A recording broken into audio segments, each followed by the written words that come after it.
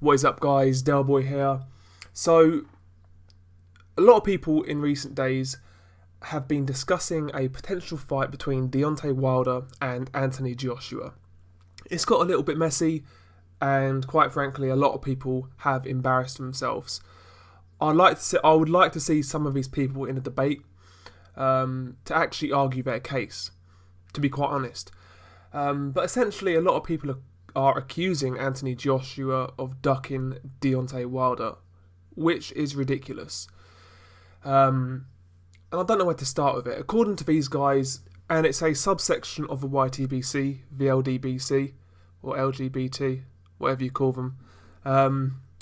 And apparently, according to them, unification fights, they trump everything. They trump mandatories now, and there's no way around that. If you don't unify, you're a ducker, and that's it. Despite 3 months ago, these very same people were saying if Kell Brook does not fight Errol Spence because he's his mandatory, he's a ducker. There's no other exception. Even when Eddie Hearn and Kell Brook mentioned the Pacquiao fight, no, you can't do that. No, you've got to fight Errol Spence. There's no way around it.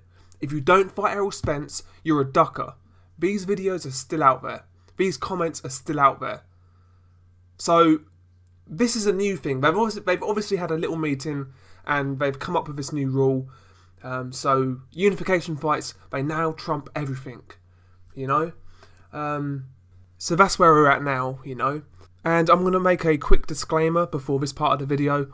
Me personally, Delboy94, I don't think Gervonta Davis is ducking Lomachenko. I think things take a while to work out sometimes in boxing. It is what it is. It's the nature of the beast, and sometimes we just have to wait as fans. That's the reality. And Gervonta Davis is my favourite fighter south of 135. So this is not me criticising Gervonta Davis. I like him a lot. But according to the Ldbc, Gervonta Davis is a coward and a ducker. I mean, he's come out and said that he doesn't want to fight Lomachenko because he's not a draw. He doesn't put in numbers. But Lomachenko's a fellow champion. It's a unification fight. If a unification fight trumps a mandatory, then surely it trumps a voluntary defence, you know, which is what Gervonta Davis is doing next. Against a guy, by the way, Lomachenko knocked out. So, if Anthony Joshua is a coward and a ducker for just coming off a win over an all-time great and now fighting his mandatory who's top 10 ranked, then what the fuck does that make Gervonta Davis? And the Ldbc need to answer that. They need to answer that question. What does that make Gervonta Davis? Is he a coward and a ducker? Or does he not fit into the agenda? Does he not fit into your sort of the propaganda you're pushing and the revisionist history you're making up? Does he not fit into that? You'll have to tell me. I think as boxing fans, we all criticised Golovkin a few years ago for maybe sticking around at middleweight too long, for maybe staying at middleweight when he wasn't getting the fights that he wanted. Gennady Golovkin and his team said the ultimate goal was to unify the division at middleweight. But these same guys who are giving Joshua all of this shit for saying he's not trying to unify, well, why was he still criticising Golovkin? Why did he criticise the David Lemieux fight? It was a unification fight. You know, isn't that what the whole golden rule is now? Surely you loved that fight. You must have loved it. You must love Golovkin, he's got 3 belts. He's a unified champion. He's nearly undisputed. You must love Golovkin. No? I mean, you guys have set this standard, not us. And I recall a certain person in the Ldbc who used to consistently discredit Floyd Mayweather for not fighting his mandatories. Blood boxing. What changed? What changed from you criticising Mayweather for not fighting his mandatories, for Kell Brook for maybe trying to avoid Errol Spence? What changed in that time, you know, from May till now? It's literally 2 months. What's changed? What has changed? Is it because, I don't get it, is it because Deontay Wilder hasn't got a fan base and you're just trying to roll behind him and generate some buzz, possibly? Or is it just you guys trying to deflect from Deontay Wilder's trash resume and the fact that he's cherry-picked since he's been a champion? What is it? I mean, the reality is, if you set these standards, you have to judge your fighters by the same merit. I don't want to hear you guys giving Gervonta Davis a pass. I don't want to hear you guys giving Andre Ward a pass if he doesn't fight Stevenson. I don't want to hear it. You can't set one rule for one and one rule for the others.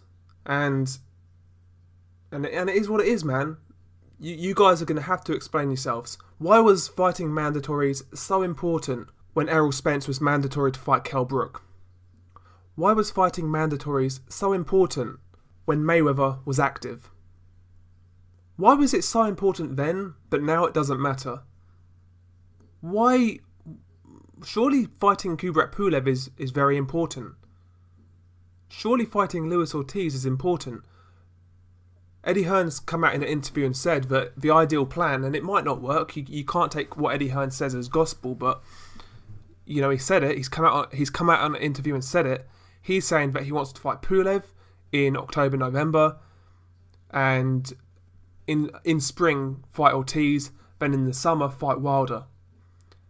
Let's say that happened. There's no problem with that. I'm not saying it will happen. You can't judge things for what have not happened yet. You've got to give it time to work out. And you're not doing that. You're being unreasonable and you're setting standards that you're going to have to keep up with. You've set the standards, so judge every single fighter the same.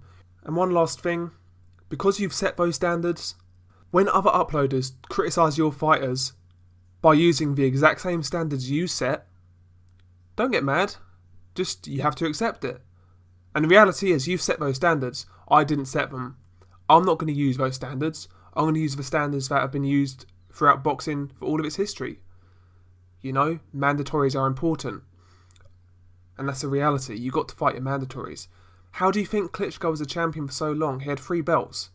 Because he always fought his mandatories, whether they was good, bad, or indifferent. And when he had time to make the big fights, you know, Povetkin, David Haye, he made them.